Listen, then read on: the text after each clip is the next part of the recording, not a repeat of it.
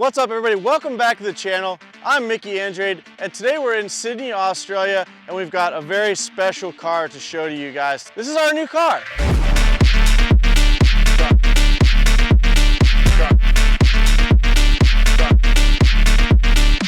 For the week, that is.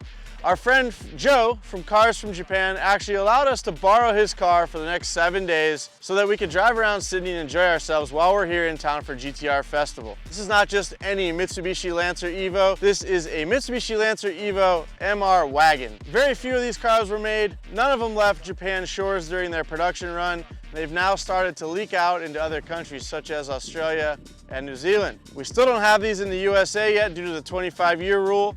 So we thought it was a perfect car for us to take on our road trip this week and really get to have fun with and understand better. Now to many of you, this may look like just your run-of-the-mill Evo 9. And it kinda is, but it's special because it's a wagon. You guys know I love my wagons, so it was a perfect opportunity for us to get a chance to get behind the wheel of one and see how it performs. Now this being an MR model means it has a couple extra things on it that make it a lot more unique than a standard Evo 9 sedan. This car being almost 20 years old, the previous owner has already replaced some of those components. The suspension has been changed, the wheels have been changed out for 18-inch raised wheels, which are probably even lighter than what was on it from the factory. But under the hood, or the bonnet, however you want to call it, we have the same potent 4G63 that was found in the Evo 9 sedan.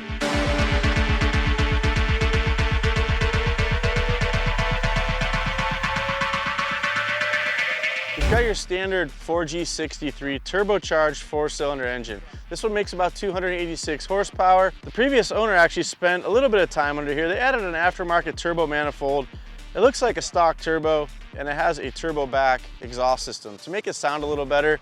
And I will tell you, it does spool up pretty fast. It feels really responsive and 286 horsepower is plenty for this car to be fun and zippy around town. We had a little bit of time with it in the back roads, and I will say that the car feels very light and nimble. One of the things that we found on our previous Evo project was that it felt a little bit front heavy. Now, with this car being a wagon, it adds about 150 pounds over the rear wheels, and to me, it feels a lot less front heavy with that weight back there. There are a couple other things going on here. We've got a cooling plate from Ralliart. Looks like a carbon fiber snorkel for the aftermarket air intake that's on here. But other than that, it looks like about the only mods that have been done to the engine itself. And the cutouts for the strut tops show us that this guy has obviously also upgraded the suspension. We've got upper camber plates with pillow ball mounts, and I'm not sure what coilovers are actually underneath those, but we'll get a peek here in a little bit and check it out. So not a whole lot going on under the hood, but I think that's what's really cool about this particular car. It's a 2005, mildly touched up with a few aftermarket bits, but not overly done. With few to almost no mods, it's almost better, in my opinion, to get a car in this condition because you can make those mods that you want and easily reverse it back to stock if you wanted to. So I really like this setup, and as I mentioned earlier, it is a really fun car to drive up to 7,000 RPMs.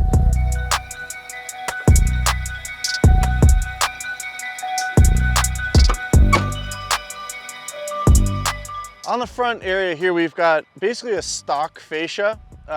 Whoever owned this car previously has added a lower lip, which I actually like. It has a nice little faux vent on the side. Gives it a little bit more of a low feel and look. But other than that, this car is basically standard on the outside. I did mention the aftermarket wheels, but let's step around here because basically what you have from the rear doors forward is an Evo 9 sedan. Now back here is where things get different. We're having an absolute blast over in Australia, as you guys can tell. But I need to take a second to let you guys know that later this month, we are gonna be heading to the East Coast. That's right, the entire Throttle team. And we're gonna be going there to do a special car build thanks to our friends at Sunoco. We're on the hunt for a special car that we can transform in just 1 week with some help from our friends. Do you guys have any guesses on what it is we're gonna build? Leave us some comments in the comments section down below. Do you want to join us or even see the build in action? Well, you're in luck. And that's because we're gonna be showcasing the car at the NASCAR Chicago Street Race on July 1st. This year will be even more exciting than the last because this is the 20th year that Sunoco is going to be fueling NASCAR. Get your tickets using the link down below and join us at the event and meet us. It's going to be one you don't want to miss, and we look forward to meeting you. Now let's get back to the Australia content. So you've got this area here, which is where I said that extra 150 pounds is found, is here. I just love the boxy flares on these Evos. They look so good. And the fact that it's still a pretty small car, but a wagon. This thing's been able to fit all of our bags in here for the trip. which is awesome. So we've got a sports car that can haul all of our stuff and we can have fun in. I don't think it gets any better than that. One of the other things I love about the boxy flares is how they've taken this almost Volvo-esque rear end and it's widened out here, and they've got these cool little add-on pieces with vents in them that look like an active aero, sort of a rally part, which is pretty cool. And underneath the rear bumper, I believe this is a Japanese market thing. These bumpers seem to be quite a bit narrower than what we had in the States. I remember the Evo bumpers having a pretty big shelf on the back. So because they have lesser crash standards in Japan, these bumpers get sucked in because there's no big metal beam back there anymore, or it's much smaller than what we had in the States. And I'm pretty sure, I'm no Evo expert, but I'm pretty sure this diffuser under here differed on the JDM models as well. All in all, it rounds out to what is a very good looking wagon in my opinion. And this could be the ultimate sports wagon.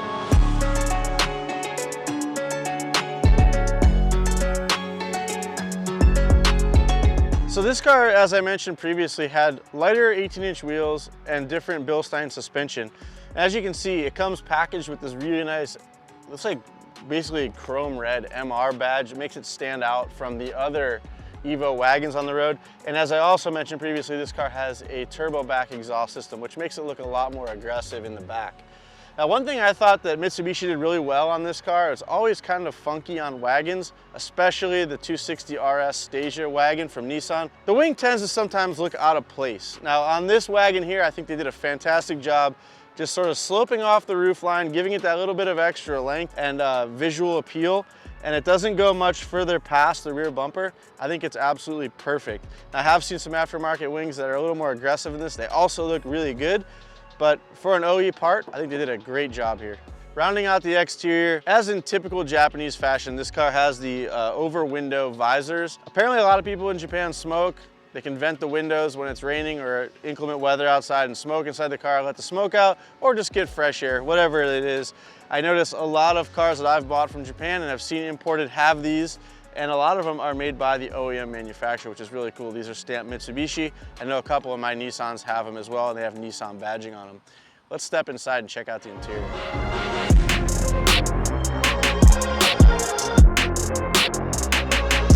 So on the door panel, I notice here on the Japanese model, it has a sticker in all Japanese. It says ACD, and I'm pretty sure that means active center differential. And it looks like tarmac, gravel, and snow are the settings. I also noticed those. I also noticed the ACD button here as well. And I think this toggles through on the dash or the gauge cluster, whether it's in tarmac, gravel, or snow mode. Pretty cool. Now, the drivetrain is the same as the Evo 9 sedan. However, on the wagon, this one does not have active yaw control. And it was done like that for a reason. I think they figured if you're buying a wagon, you're probably not going racing. So they took the active yaw control off, which leans this car towards understeer, which most OEs do that because it's a lot safer to have understeer than oversteer. All in all, you're basically getting an Evo 9 with extra room in the back and, in my opinion, more style. You've got the traditional Momo steering wheel that came in the Evo 9s.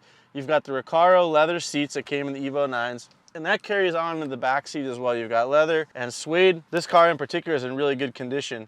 Now, I did notice there are some electronics in here. We've got an HKS turbo timer and also an HKS boost controller down here. So it does have some adjustment and a turbo timer to let the components cool down when you park the car.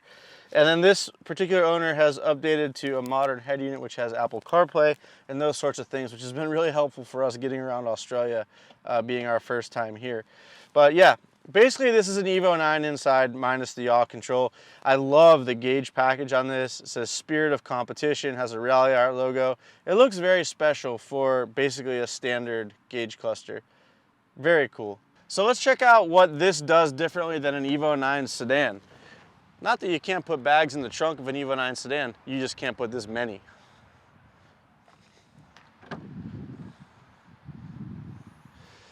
Check it out. We've got a week's worth of clothes. We even got Larry Chen's luggage in here with ours. So this thing carries a lot of baggage very easily and nicely. And I'm gonna pull some of it out because there's something in here that I really think is cool. And I wanna show it to you. So a lot of you guys know I own a Nissan Stasia 260 RS, And these wagons oftentimes come with really cool OEM accessories that you have to get when you buy the car from the dealership. And so I've spent a lot of time hunting down a lot of the cargo covers and mats and things like that, and the partition nets and stuff like that for my wagon in Japan. What I noticed first thing when I opened this hatch was this really cool Evo, basically carpet protector or floor protector, and it folds up. These things fold in here, and you can roll this up out of your way. And what it does is actually protects the carpeting under here. So you can throw your bags in and out without screwing up the carpet. And what's really cool about it is if you want to put the seats down, you just reach here, and the seats fold down, and the cargo, oh. There might be something in the way. Yo. These are reclinable too, Doug. Oh, like yours. Look at, yeah. That's sick. So I just found out something I didn't know, and that the back seat is actually reclinable. Check this out. You lift the button, pull back. It has like 4 different settings. That's all the way back. So you can actually use this like a truck bed style. So you have a full flat floor in there. One thing I noticed as well is they have the adjusters for the coilovers here.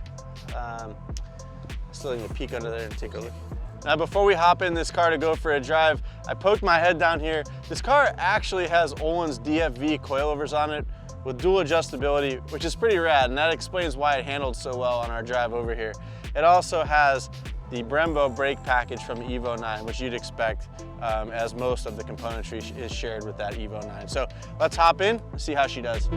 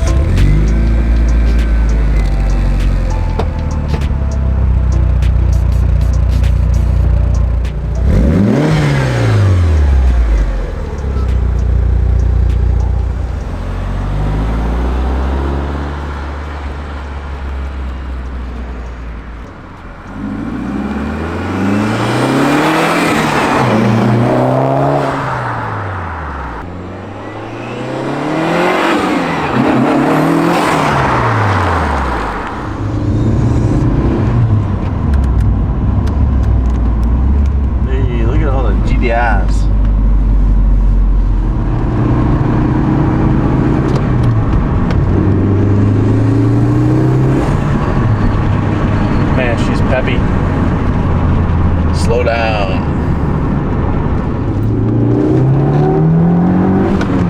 Man, this thing is so fun.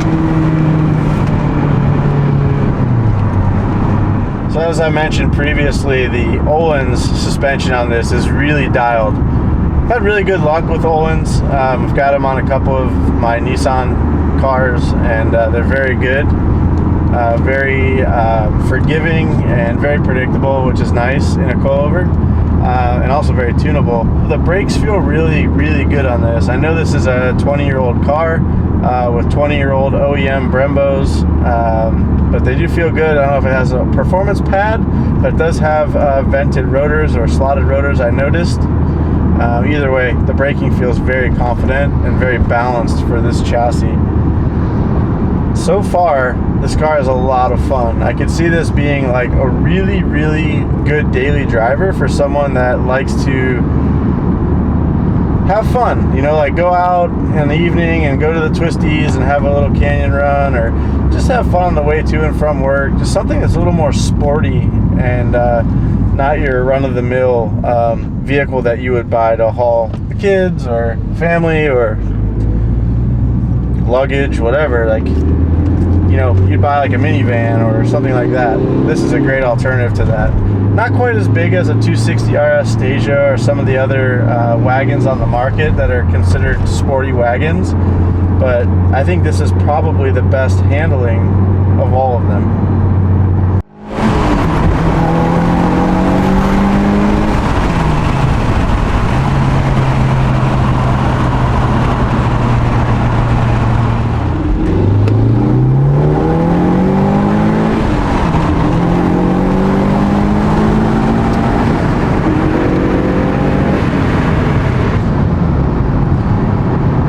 I will say it pulls really strong from low RPM all the way up to 7,000 RPM redline. It's actually quite impressive.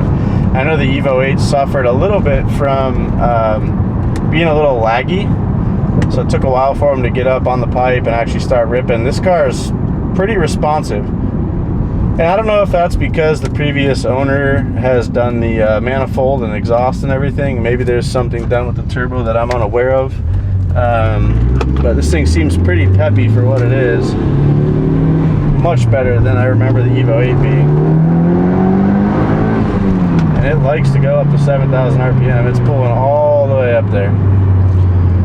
The other really nice thing about this is the gear shifter. This thing is stock as it gets. And the throw is long, but not too long. And it's definitely not too short. It's just right, I think. Now, I know Evos typically have a brake squeal. All the ones I've ever driven have, and I don't know if it's because they've had upgraded brake pads or not, but my guess is the way this thing is stopping and slowing down is it has some sort of upgraded pad inside these Brembo calipers. It feels really good and confident. Man, this car pulls nice.